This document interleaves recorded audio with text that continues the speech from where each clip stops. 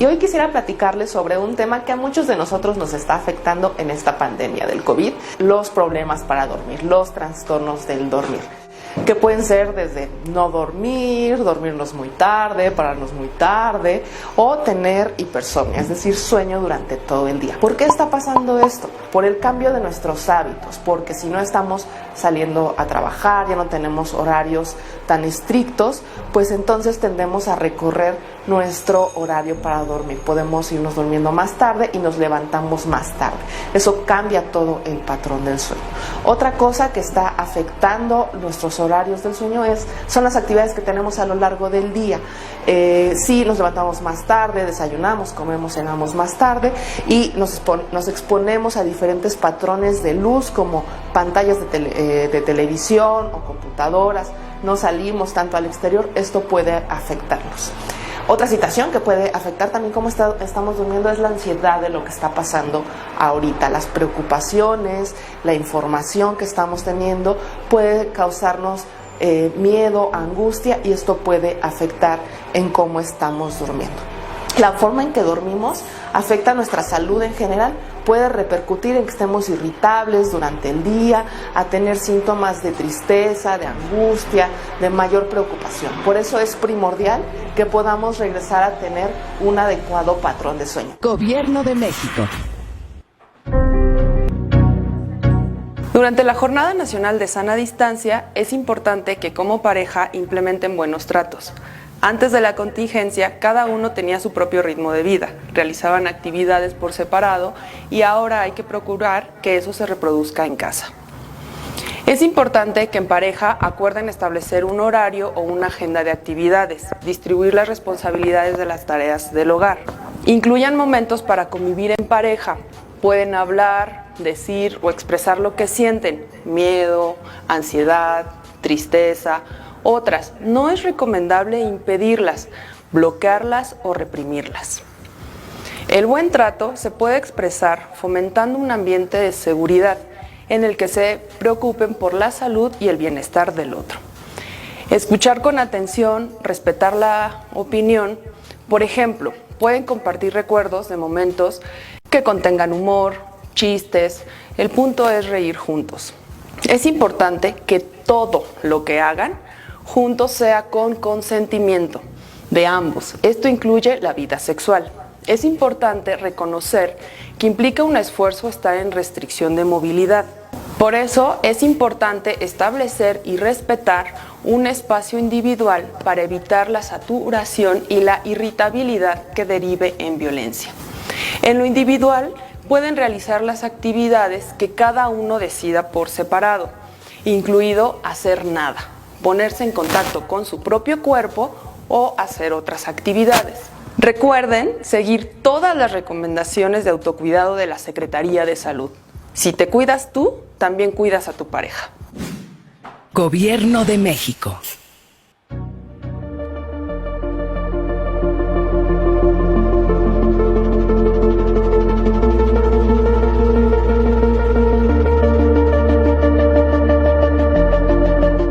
La Línea de la Vida es un servicio dedicado a la atención y promoción de la salud mental, así como a la prevención, recuperación y rehabilitación de sustancias psicoactivas y emergentes. Nuestro objetivo es brindar atención personalizada a toda la población, sin distingos, incluido todo el personal de salud que en este momento en particular necesita todo el apoyo que les podamos brindar durante los 365 días del año. El apoyo es multicanal, vía telefónica, redes sociales y presencial, de manera profesional y con calidez. Además, se favorece el acceso a otros servicios de salud especializados mediante derivaciones a quien lo necesite.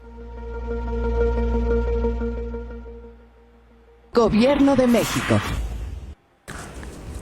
¿Han oído hablar del fentanilo? Es una droga narcótica sintética muy potente que se utiliza en todo el mundo para el laboratorio, para los quirófanos, para los pacientes con problemas de dolor, pero si lo utilizamos erróneamente, el fentanilo es prácticamente un veneno. Tiene una gran capacidad para generar dependencia, para generar sobredosis y para conducir a las personas a la conducta inyectora, que de por sí es muy problemático. Hay que defender el uso del fentanilo para la medicina y abatirlo por completo como droga lúdica en la población general.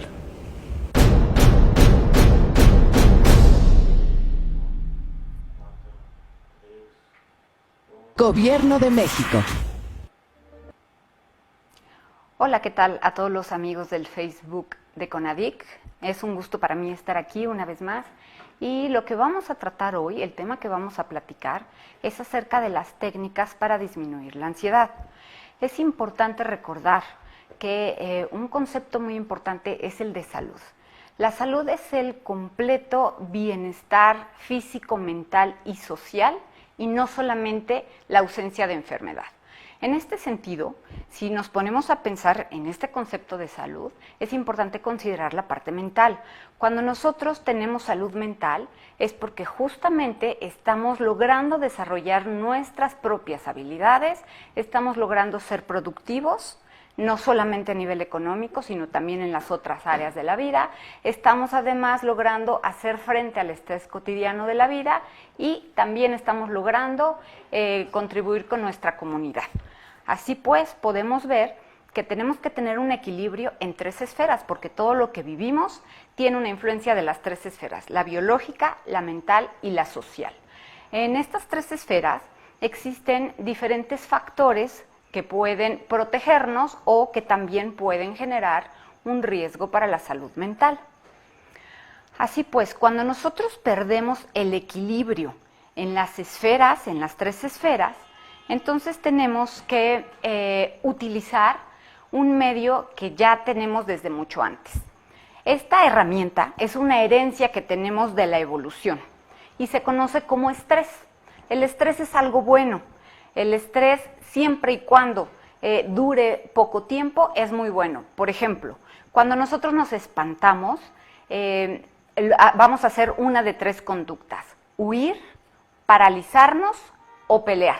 Y esto está muy bien porque nos permite sobrevivir, pero es una herramienta que al organismo en la esfera biológica le cuesta muy cara. Entonces, lo que debemos de entender es que el estrés nos ayuda siempre y cuando dure poco tiempo. ¿Por qué? Este estrés lo compartimos con los diferentes animales.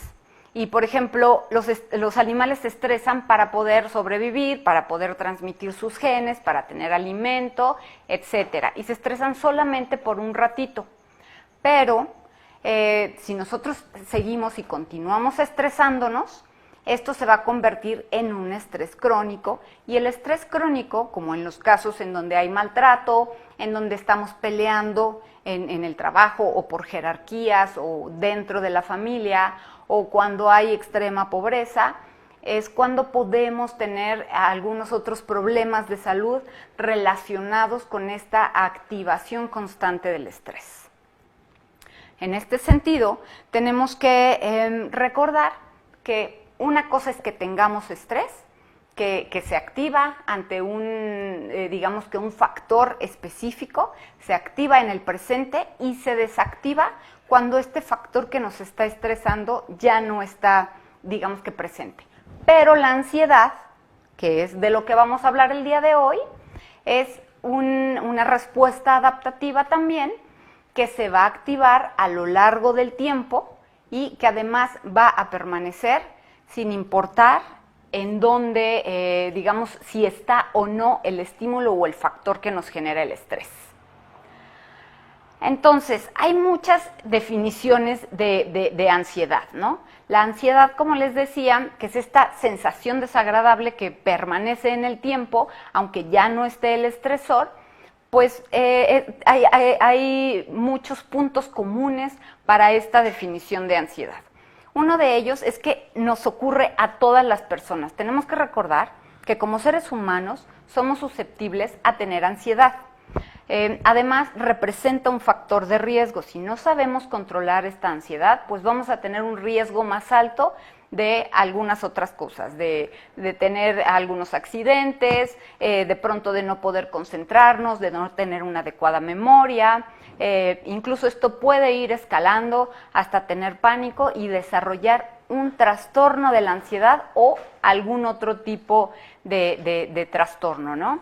Y esta ansiedad justamente implica una distorsión de lo que estamos viviendo nosotros en el medio natural. Como les mencionaba entonces, haciendo como un resumen general de lo que significa la ansiedad, es que es un malestar psicofísico que se caracteriza por inquietud, intranquilidad, incomodidad, desasosiego, inseguridad y que no nos permite crecer y contribuir a nuestra comunidad, ¿no? Es una manera de percibir el ambiente como amenazante. Por lo tanto, es una valoración irreal o distorsionada de una amenaza o de una situación que está en nuestro entorno. Así pues, lo que nosotros queremos es justamente desarrollar estas técnicas para controlar la ansiedad, para no llegar a un punto en donde de plano tengamos el desarrollo de un trastorno de la salud mental, ¿no? De un trastorno propiamente de ansiedad o algún otro tipo de trastorno. Entonces, lo que sería ideal hacer es controlar esta problemática desde antes para que no nos esté generando un problema mayúsculo más adelante.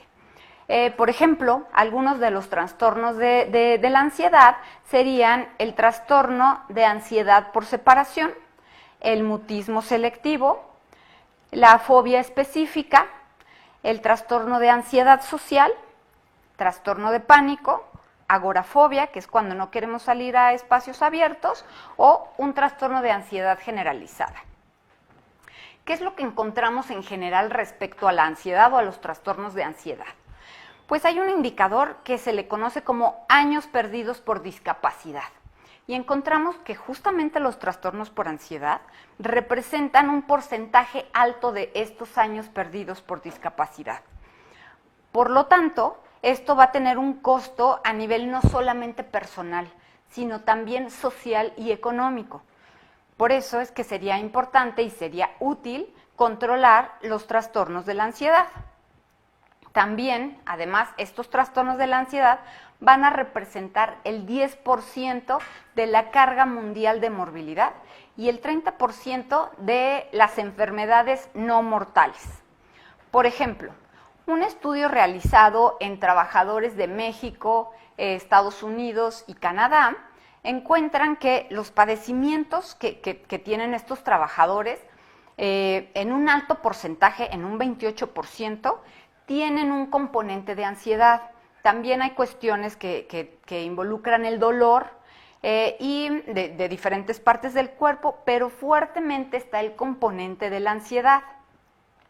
Por lo tanto, sería importante entender que la ansiedad tiene diversos componentes a nivel biológico, a nivel anatómico, que nos van a afectar. Por ejemplo, hay una estructura en nuestro cerebro que se llama la amígdala. Esta amígdala de lo que se encarga principalmente es de las emociones, de todo tipo de emociones. Se supone que tenemos, o que se conocen o se han clasificado, 6 emociones básicas, que serían el enojo, la ira, el asco, el miedo, la tristeza y la sorpresa.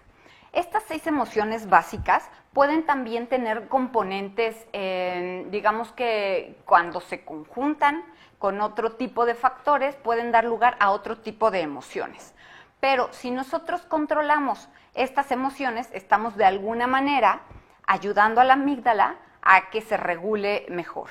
Existen otras tantas estructuras en el cerebro, que esta vez no vamos a platicar de eso, pero es importante conocerlas, porque es importante saber que no solamente es, por ejemplo, el corazón, que a veces sentimos que se nos quiere salir cuando sentimos ansiedad, el que está activado o el cerebro. Es decir, hay una serie de glándulas y hay una serie de lugares anatómicos que se están activando y que esto va a provocar que tengamos este estrés activado, esta señal de alerta activada constantemente y que por lo tanto generemos un estrés crónico que nos lleve a tener enfermedades.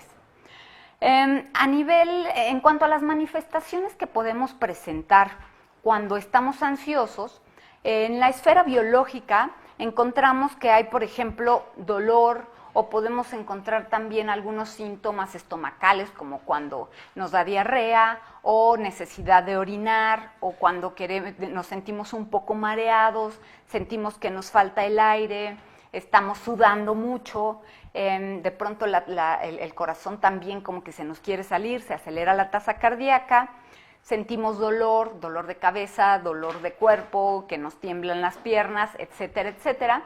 Y esto es algo que, como les decía antes, puede ser muy normal, porque puede ser estrés que nos permite de pronto reaccionar y sobrevivir, ¿sí? Ahora vamos a ir a un corte y más adelante les voy a hablar acerca de la esfera mental y de la social.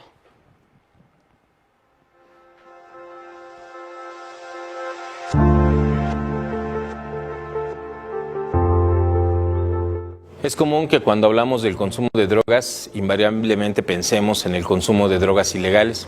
Sin embargo, la realidad es que la droga que más se consume es legal, es el alcohol, son bebidas alcohólicas. Y principalmente un problema emergente en nuestro país es el consumo por parte de menores de edad. Actualmente, con los datos que tenemos de la Encuesta Nacional del Consumo de Drogas en Estudiantes, podemos ver que se ha incrementado de manera significativa el consumo de alcohol en menores de edad, llegando en el caso de mujeres y hombres a tener equiparado el consumo, el inicio de bebidas alcohólicas en este rango de edad.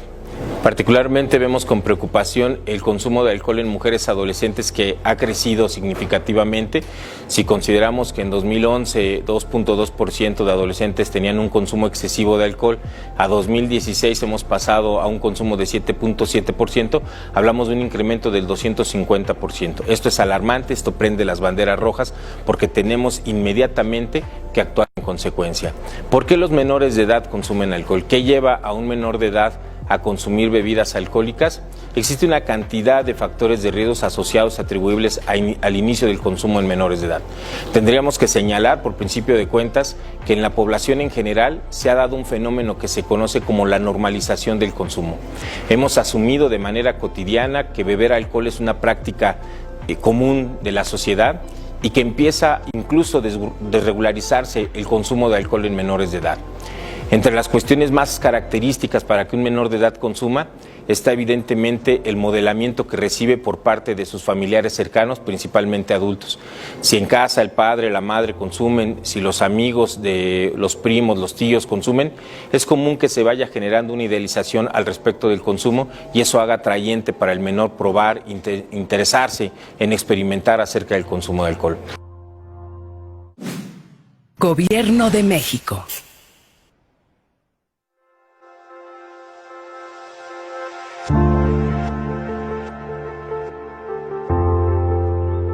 Otro de los factores que son más importantes es la disponibilidad.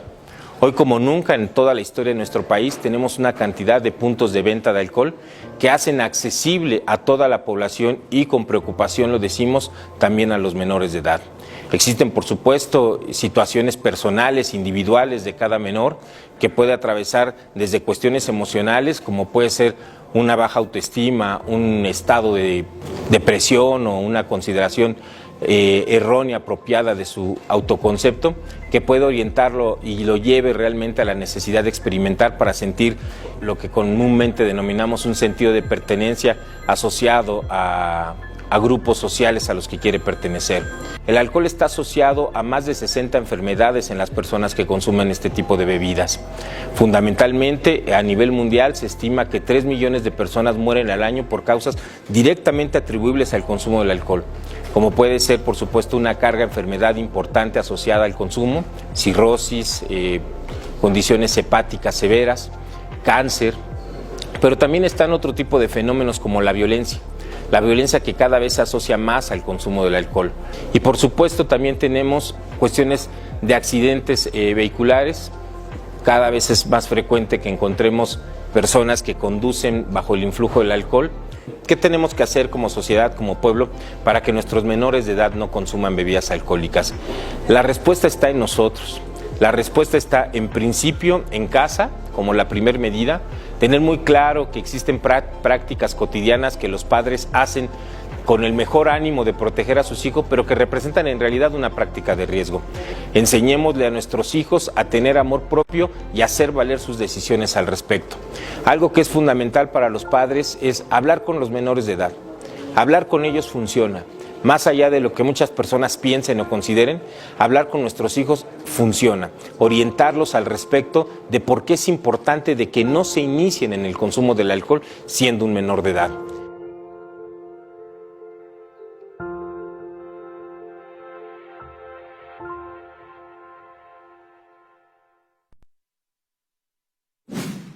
Gobierno de México.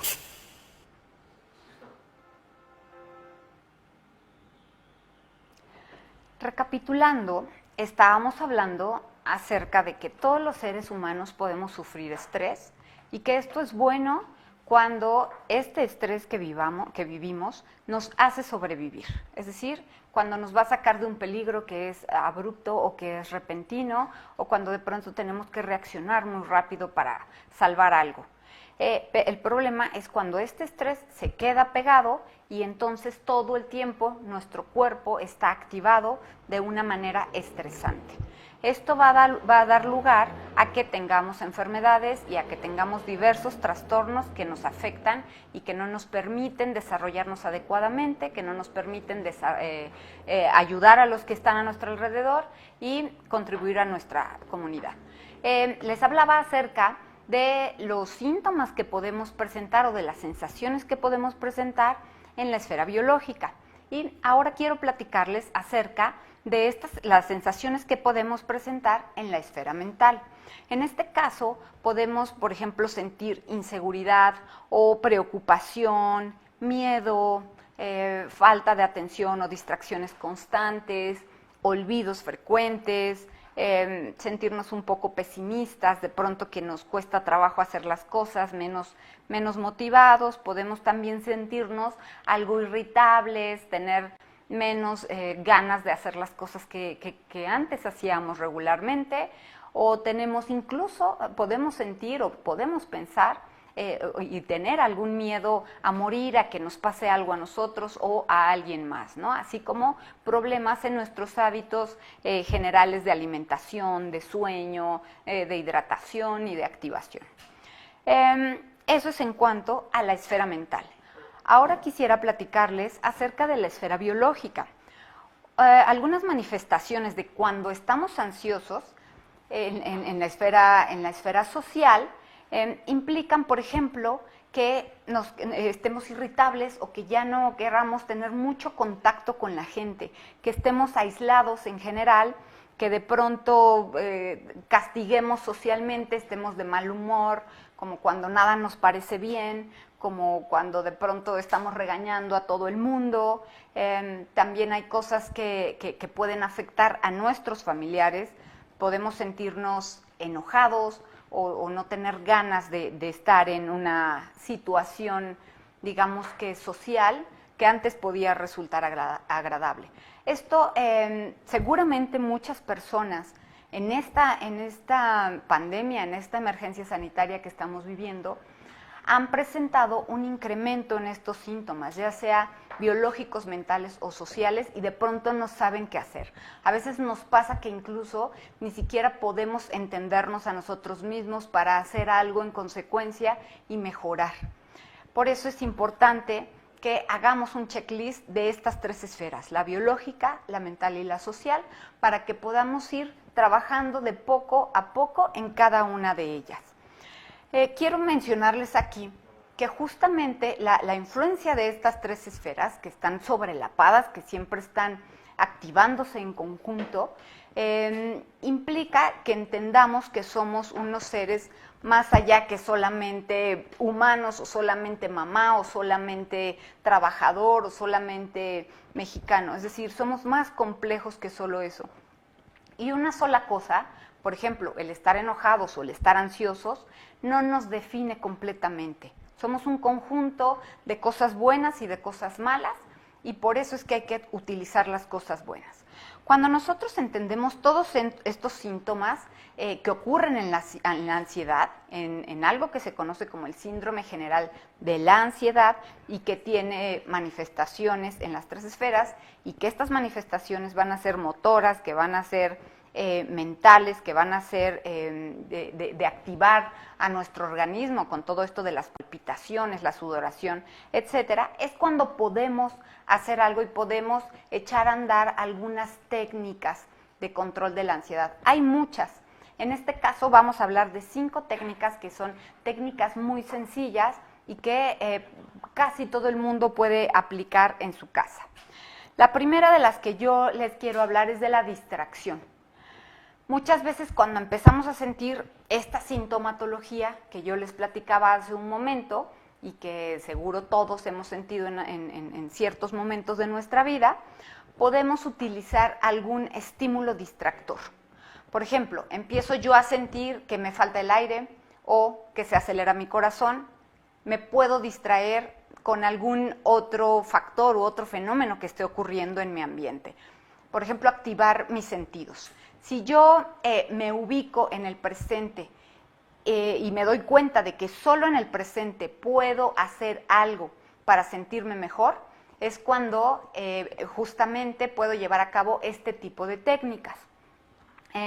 Así pues, por ejemplo, ahora en este momento que están observando esta transmisión, ustedes podrían de pronto concentrarse en ciertos estímulos que hay alrededor, ¿no? En los colores, en contar ciertos objetos, en escuchar el tono de la voz, en ver más cerca o más lejos. A lo mejor podrían distraerse en leer algunas líneas. Es un ejemplo el que muestro ahorita, pero por ejemplo, si estamos en la calle y empezamos a sentir ansiedad, pues podemos distraernos en otros estímulos que estén a nuestro alrededor, como contar los carros rojos que vayan pasando, o observar los árboles o alguna plantita que esté cerca, platicar con alguien más, o leer algún material que se pueda tener a la mano, ¿no? La segunda técnica de las que les quiero yo platicar es la respiración diafragmática. Esta respiración diafragmática implica el que utilicemos nuestro cuerpo. Justo ahora los voy a invitar a que lo hagan. Pueden poner una mano en su pecho y otra mano en su pancita. La intención es que, sin mover el pecho, ustedes puedan mover la parte baja o la parte de abajo de donde están los pulmones y con eso se pueda inflar la pancita.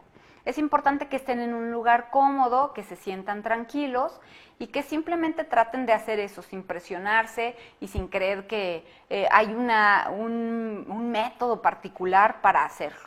La intención es que cada quien utilice su método, cada quien utilice lo que tiene a la mano y pueda llevar a cabo esta técnica de respiración diafragmática. Podemos entonces empezar a respirar despacio, a su ritmo, como ustedes lo vayan necesitando, sin forzar y sin sentirse incómodos.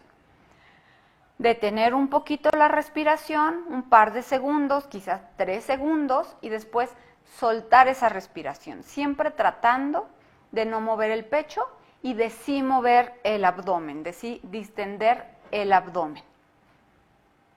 Pueden además agregar algún pensamiento que les sea agradable, como imaginar que están en algún lugar que les haya gustado mucho o alguno que incluso no conozcan pero que les gustaría conocer.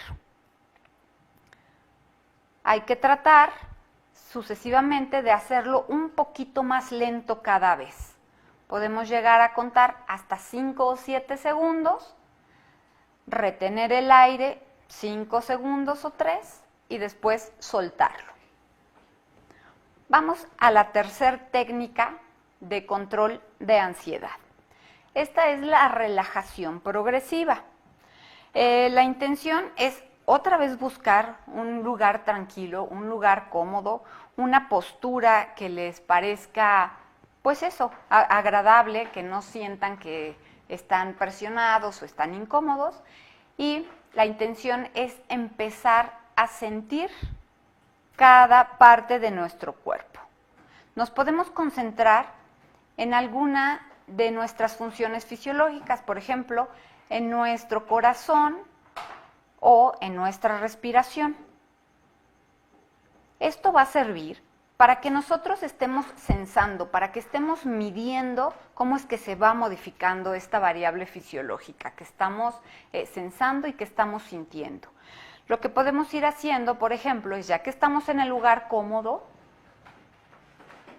tensar fuerte, fuerte, fuerte las piernas. Podemos empezar desde abajo con los pies, ir subiendo con las piernas, los muslos, el abdomen,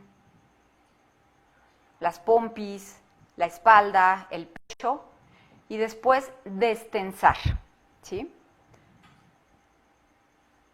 Una vez más tensamos y volvemos a destensar. Mientras hacemos esto, tenemos que mantener una tensión pasiva hacia todas nuestras partes del cuerpo. También hacia esta variable que estamos registrando, en la que estamos poniendo atención.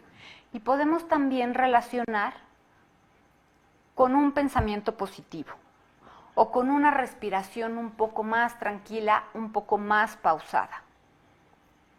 Podemos incluso viajar con nuestra mente a otros lugares que nos parezcan atractivos o agradables.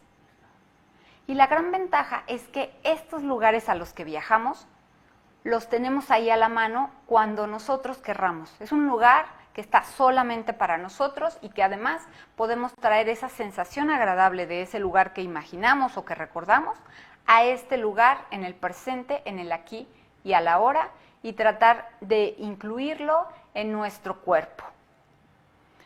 La siguiente técnica de la que les voy a platicar se conoce como atención plena o mindfulness. Esta atención plena implica atender conscientemente la experiencia que estamos viviendo en este momento. Y además atenderla con curiosidad, con aceptación y con atención. No hay formas de hacerlo bien o mal, es simplemente darnos permiso de estar en el presente, de disfrutarlo y de desarrollar. Hay 4 puntos que les voy a pedir que hagan aquí. Uno de ellos es el de que cada día se tomen un descanso. Aunque sea un minutito, que se tomen este descanso para que puedan estirarse, para que puedan respirar, para que puedan sentir cada sensación de su cuerpo. El segundo punto es tratar de hacer una escucha atenta. Elijan a una persona, puede ser una persona que ustedes quieran, una persona que esté cerca y que ustedes crean que necesita ser escuchada. La intención es, en ese momento, en el presente, tener toda la atención, es decir, la atención plena, en esa escucha, sin interrumpir, sin completar palabras, sin tratar de preguntar. Simplemente escuchar y dejar que esa persona a la que estamos escuchando pueda expresarse. Otra técnica que funciona para el mindfulness es, por ejemplo, agarrar un cuaderno y empezar a hacer garabatos, empezar a utilizar una pluma o colores o un lápiz para expresarnos a través del papel. Podemos pensar en un tema en particular y desarrollarlo mentalmente y entonces plasmarlo en el papel.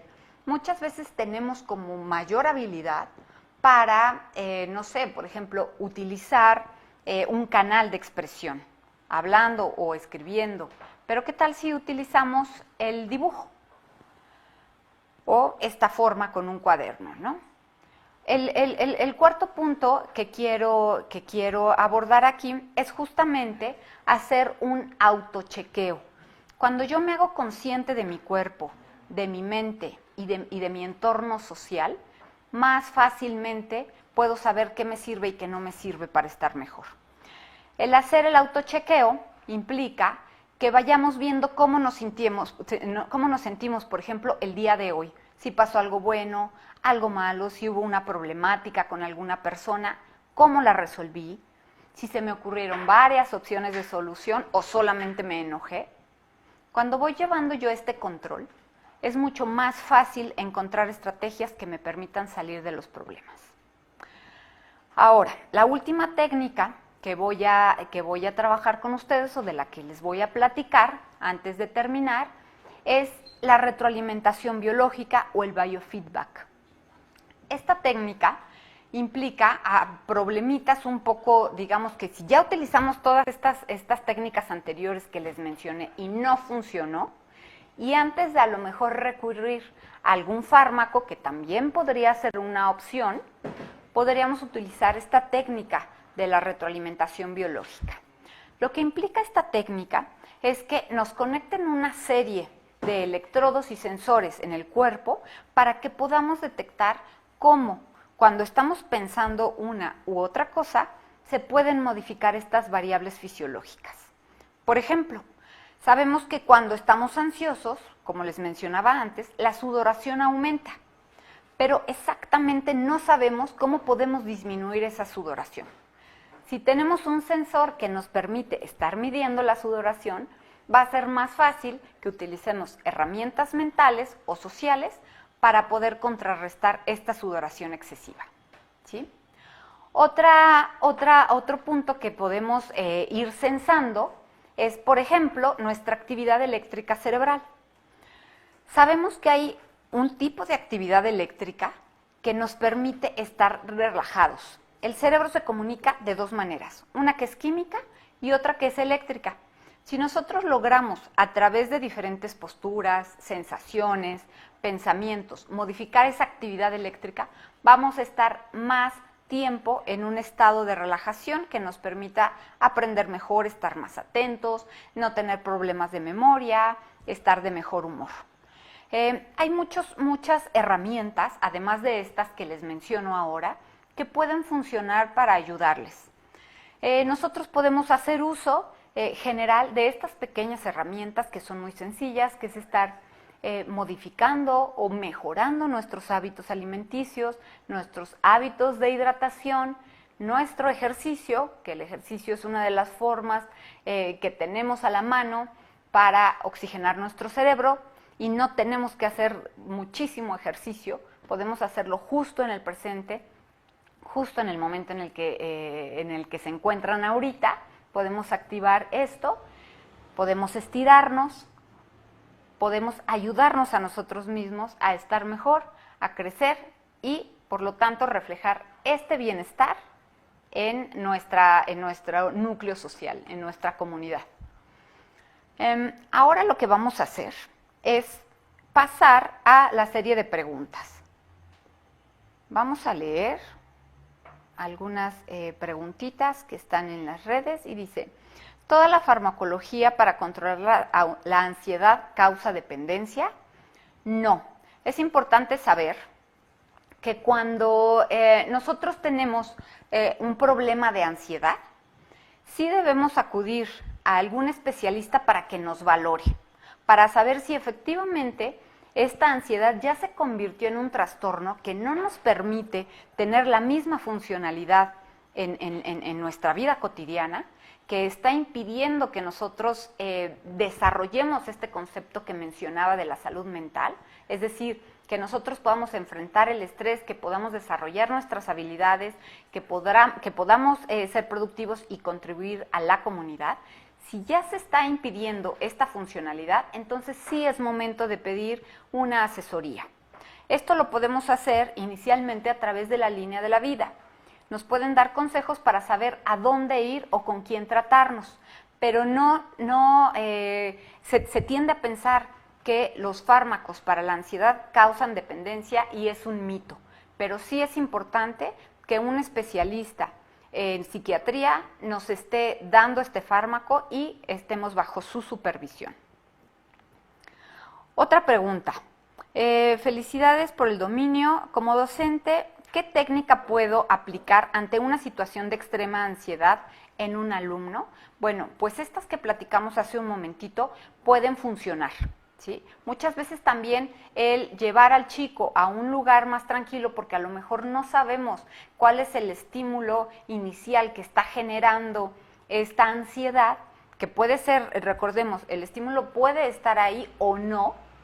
Generalmente es que hay una distorsión de este estímulo o de este factor estresante por parte del alumno, entonces podríamos llevarlo a un lugar más tranquilo, platicar con él, intentar estas técnicas sencillas y en caso de que no funcionen, entonces sí, pedir una asesoría con un especialista. Hay otras tantas técnicas extra que pueden funcionar, hay otro tipo de terapias que también pueden funcionar, no siempre cuando tenemos un trastorno de ansiedad, la primera opción es un fármaco. Podemos ir con especialistas, como les decía, en retroalimentación biológica o especialistas en algunos otros tipos de terapia para que nos puedan ayudar. Igual en la línea de la vida nos pueden dar estas opciones. Un comentario más, para la ansiedad permanente en un joven de 23 años, ¿qué podría hacer? Yo le sugeriría que fuera con un especialista, a que le hicieran una valoración, porque también es importante descartar que la problemática se deba a otras causas médicas. Entonces sí hay que ir otra vez con un especialista en salud mental para que se pueda hacer la valoración y detectar exactamente qué es lo que está causando esta ansiedad. Tenemos, esta ya se había repetido. Aquí hay una más. ¿Cómo podemos controlar la ansiedad en pacientes con Alzheimer?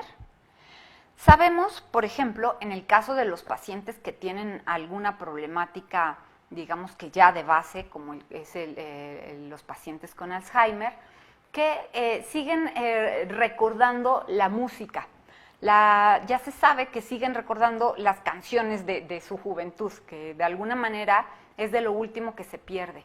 Esta podría ser una buena técnica, poner música que a esta persona le guste, o música relajada, o intentar con diferentes tipos de música.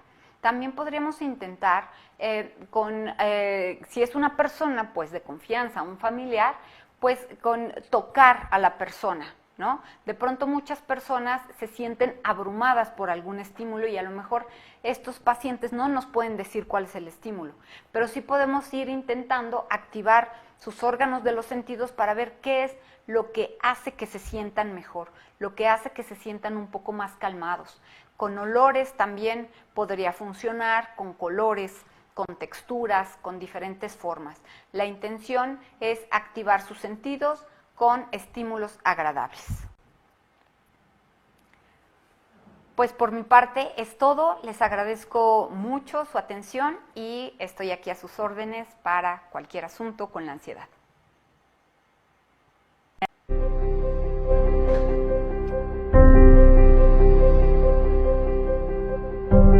Y hoy quisiera platicarles sobre un tema que a muchos de nosotros nos está afectando en esta pandemia del COVID, los problemas para dormir, los trastornos del dormir, que pueden ser desde no dormir, dormirnos muy tarde, pararnos muy tarde, o tener hipersomnia, es decir, sueño durante todo el día. ¿Por qué está pasando esto? Por el cambio de nuestros hábitos, porque si no estamos saliendo a trabajar, ya no tenemos horarios tan estrictos, pues entonces tendemos a recorrer nuestro horario para dormir. Podemos irnos durmiendo más tarde y nos levantamos más tarde. Eso cambia todo el patrón del sueño. Otra cosa que está afectando nuestros horarios del sueño son las actividades que tenemos a lo largo del día. Si nos levantamos más tarde, desayunamos, comemos, cenamos más tarde y nos exponemos a diferentes patrones de luz como pantallas de televisión o computadoras, no salimos tanto al exterior, esto puede afectarnos. Otra situación que puede afectar también cómo estamos durmiendo es la ansiedad de lo que está pasando ahorita. Las preocupaciones, la información que estamos teniendo puede causarnos miedo, angustia, y esto puede afectar en cómo estamos durmiendo. La forma en que dormimos afecta nuestra salud en general puede repercutir en que estemos irritables durante el día, a tener síntomas de tristeza, de angustia, de mayor preocupación. Por eso es primordial que podamos regresar a tener un adecuado patrón de sueño. Gobierno de México.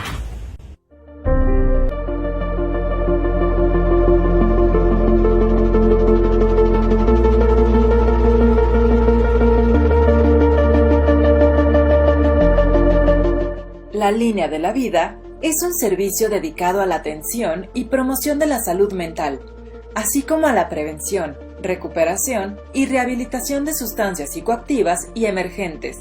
Nuestro objetivo es brindar atención personalizada a toda la población, sin distingos, incluido todo el personal de salud que en este momento en particular necesita todo el apoyo que les podamos brindar durante los 365 días del año. El apoyo es multicanal, vía telefónica, redes sociales y presencial, de manera profesional y con calidez. Además, se favorece el acceso a otros servicios de salud especializados mediante derivaciones a quien lo necesite. Gobierno de México. ¿Han oído hablar del fentanilo? Es una droga narcótica sintética muy potente que se utiliza en todo el mundo para el laboratorio, para los quirófanos, para los pacientes con problemas de dolor, pero si lo utilizamos erróneamente, el fentanilo es prácticamente un veneno. Tiene una gran capacidad para generar dependencia, para generar sobredosis y para conducir a las personas a la conducta inyectora, que de por sí es muy problemático. Hay que defender el uso del fentanilo para la medicina y abatirlo por completo como droga lúdica en la población general.